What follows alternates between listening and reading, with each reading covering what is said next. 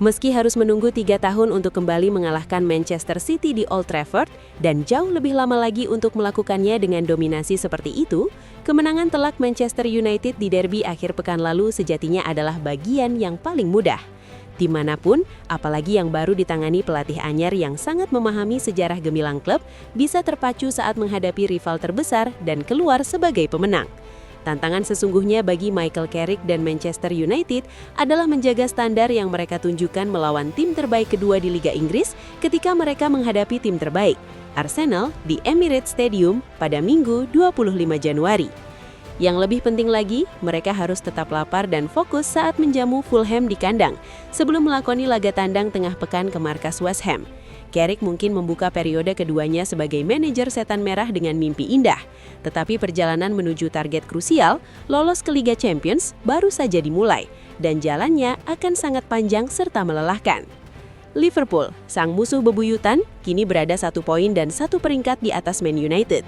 Tepat di urutan keempat yang menjamin tiket ke kompetisi elit Eropa itu. Finish di peringkat kelima memang bisa saja cukup untuk mengamankan tiket Liga Champions, mengingat dominasi klub-klub Inggris di Eropa. Namun Man United tak boleh berjudi dengan nasib dan berharap pada hasil tim lain. Mereka sudah terlalu lama absen dari Liga Champions dan harus mengendalikan takdirnya sendiri. Kegagalan Man United memanfaatkan terpelesetnya tim lain untuk menembus 4 besar sempat membuat Roy Keane dan Jamie Carragher mencoret peluang mereka lolos Liga Champions bulan lalu.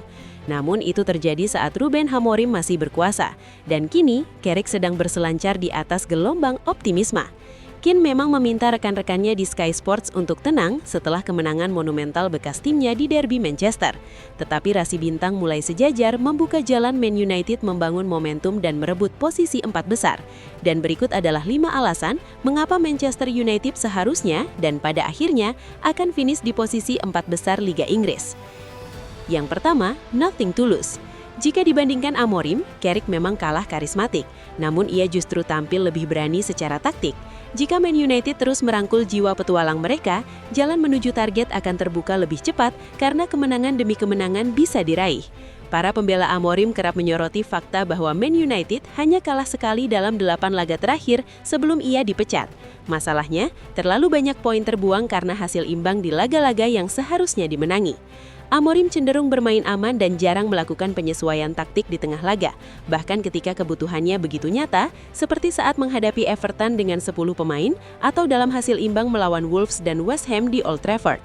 Yang benar-benar membakar semangat fans United pada derby Manchester akhir pekan kemarin adalah bagaimana mentalitas tim kesayangan mereka bukan sekadar ingin mengalahkan Man City, tetapi ingin menghancurkan dan membungkam si tetangga berisik.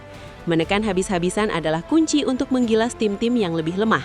Dan meski pendekatan ini bisa membuat Man United sesekali kalah di laga yang mungkin berakhir imbang jika menggunakan pakem Amorim, hasil akhirnya hampir pasti menghadirkan poin yang jauh lebih banyak ketimbang bermain penuh kehati-hatian. Amorim mungkin mengira punya banyak waktu dan klub akan sabar dengannya. Sementara Carrick tahu betul posisinya selalu di ujung tanduk, mengingat Man United sudah mencari pelatih permanen. Satu-satunya harapannya untuk permanen menduduki kursi panas Old Trafford adalah membawa Man United kembali ke Liga Champions, dan bahkan itu pun belum tentu cukup. Artinya, ia sudah nothing to lose, sebuah kondisi yang mestinya bisa membuat timnya tampil lebih menggairahkan dan lebih berbahaya. Yang kedua, pemain di posisi terbaik mereka. Carrick tidak menampilkan manuver taktik brilian untuk menundukkan Man City. Perubahan paling sederhana dan paling masuk akal sudah cukup untuk mendorong Man United menuju kemenangan. Keputusan paling efektif adalah menempatkan Bruno Fernandes sebagai gelandang serang, bukan dalam peran lebih dalam seperti di era Amorim.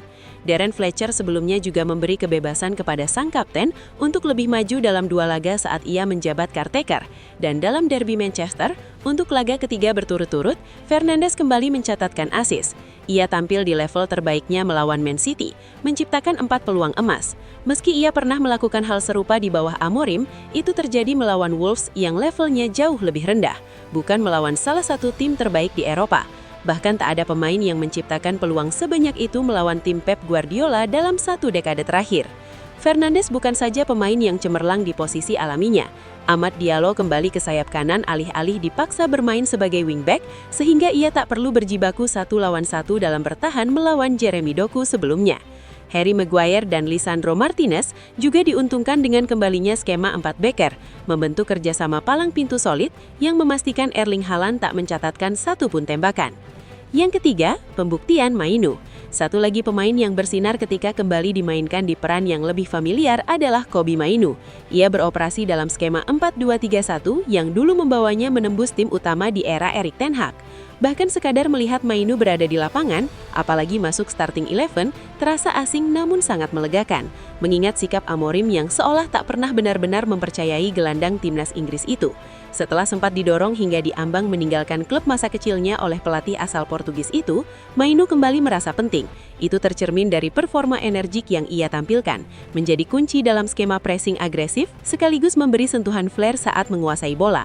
Menurut data Opta, Mainu mencatat 77 pressing intens dalam laga itu, tertinggi keempat di antara seluruh pemain Man United sepanjang musim.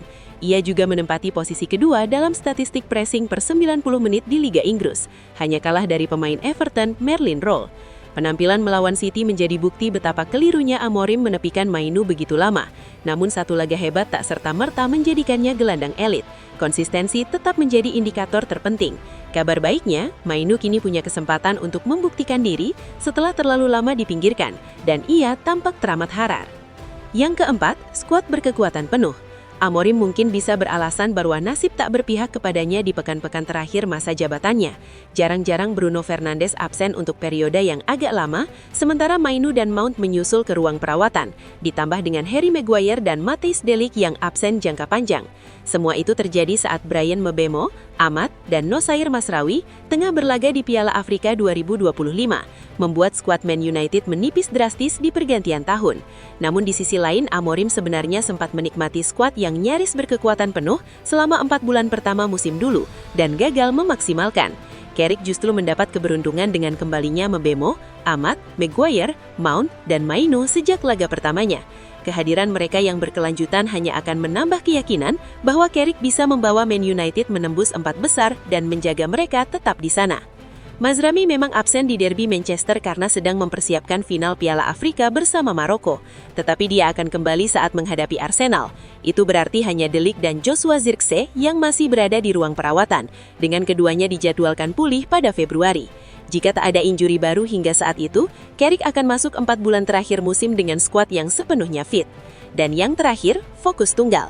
Injuri memang bisa datang kapan saja, tetapi Carrick memiliki peluang lebih besar menjaga kebugaran tim dibanding para pesaingnya dalam perburuan 4 besar. Alasannya sederhana saja, Man United hanya fokus pada Liga Inggris. Ironisnya, ini juga berkat Amorim yang gagal membawa Man United ke kompetisi Eropa pertama kalinya dalam 11 tahun, serta tersingkir dari Piala Liga dan Piala FA di laga pertama. Itu terakhir kali terjadi pada musim 1981-1982. Man United akan memainkan jumlah laga paling sedikit dalam satu musim sejak sebelum Perang Dunia Pertama, hanya 40 pertandingan. Jadwal ringan ini memberi Carrick keuntungan besar atas para rival yang juga membidik Liga Champions. Dengan seluruh faktor di atas, ini menunjukkan bahwa Manchester United tidak hanya memiliki peluang, tetapi juga fondasi yang kuat untuk kembali menembus 4 besar Liga Inggris. Dengan keberanian taktik, pemain yang kembali ke peran terbaiknya, skuad yang semakin lengkap, dan fokus penuh pada kompetisi domestik, jalan menuju Liga Champions kini terbentang jelas. Tantangannya memang besar, namun arah dan momentumnya sudah terlihat. Tinggal bagaimana konsistensi itu dijaga hingga akhir musim. Jika kalian menyukai analisis ini, jangan lupa untuk like video ini, subscribe channel ini, serta aktifkan lonceng notifikasinya agar tak ketinggalan info terbaru seputar dunia sepak bola. Sampai jumpa di video berikutnya.